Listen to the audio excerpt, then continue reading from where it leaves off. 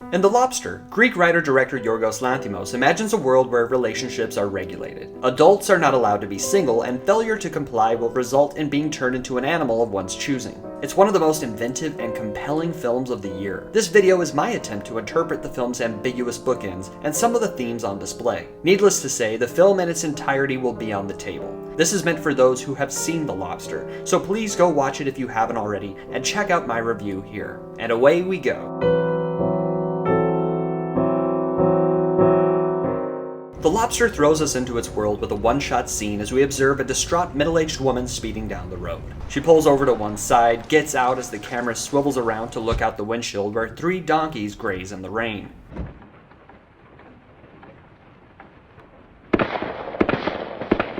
She executes one and then gets back in her car. It's a WTF moment to be sure, but what a way to start a film, literally with a bang. In hindsight, we can assume that this woman, who was simply known as Donkey Shooter on IMDb, knows the donkey, or rather knew the person who was turned into the donkey. Later in the film, we learn that being turned into an animal is a new beginning of sorts. Now, the fact that you'll turn into an animal if you fail to fall in love with someone during your stay here is not something that should upset you or get you down.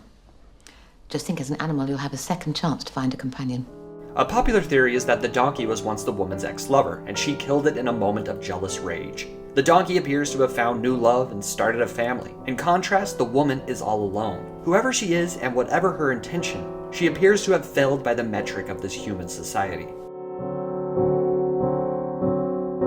When we first meet David, we slowly approach him from behind. He asks, "Does he wear glasses or contact lenses?" This is our first indicator of the idea that you need to pair up with someone who shares a particular trait. It's absurd and downright childish that 2 people would make a good couple because they're prone to bloody noses or happen to like buttermilk biscuits. Not only is this the public mentality in the film's world, it's strictly enforced. The Lobster satirizes authorities and policies that tell people who they can and cannot marry. It's practically an Orwellian society where emotions have been stripped away, hence how all the guests seem to speak in monotone. I really missed her and I wanted a hug. The staff appear to be very accommodating, even though they have a rigid routine and clearly have a no half-measure policy. Shoe size, please? 44 and a half. 44 or 45. There are no half sizes. The guests are there to find their mate and are consistently reminded how awful it is to be single through ridiculous means. This is to show you how easy life is when there are 2 of something rather than just one. Listen to director Yorgos Lanthimos explain how the dining hall at the hotel is staged.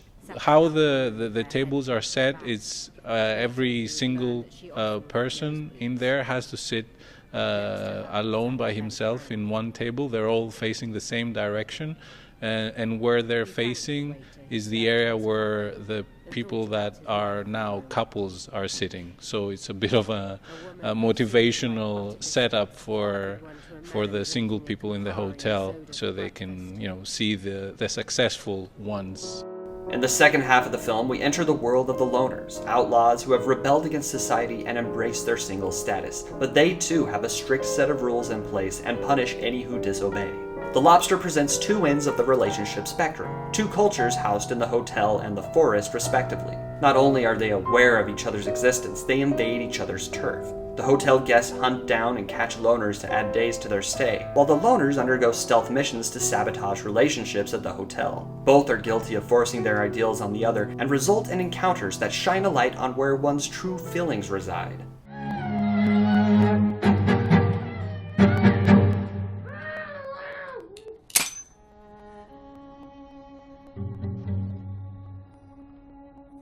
The relationships on display in The Lobster feel more lonely than being alone, the exception being what grows between David and the short-sighted woman. It's based on their shared ocular impairment, but while alone in the woods and during supply runs in the city, it's able to blossom without the 45-day deadline.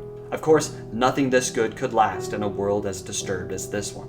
We don't know what becomes of the main characters in The Lobster. We're left to imagine their conclusions, and the director intended it as such. I don't want to just finish a film by giving a very specific, narrow answer to all of those questions. I like to think that Robert, the lisping man, is found and transformed into a parrot as he wished. And what of the heartless woman that David took to the transformation room? Perhaps she was the donkey at the beginning, or he turned her into a helpless rabbit, which would serve some poetic justice. This brings us to the film's final scene. After leaving their loner life behind, David and the short-sighted, well, now blind woman re-enter society with the intention of becoming a couple. David just has to blind himself first, no big deal. The final shot holds for over a minute as the short-sighted woman awaits David's return.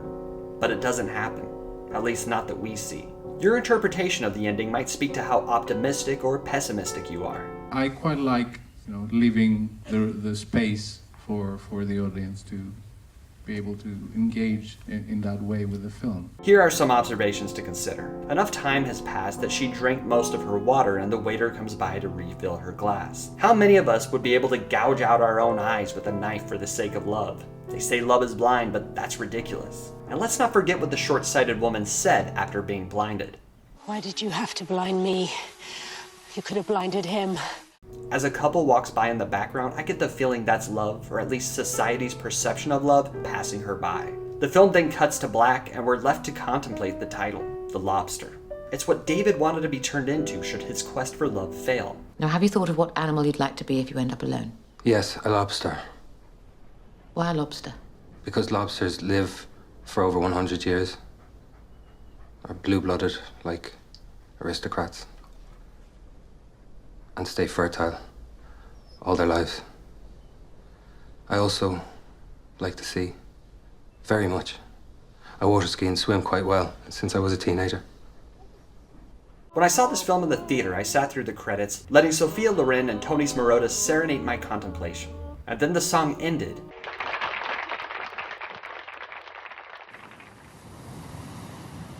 And I was left with the sounds of the sea. And that's where I found my ending.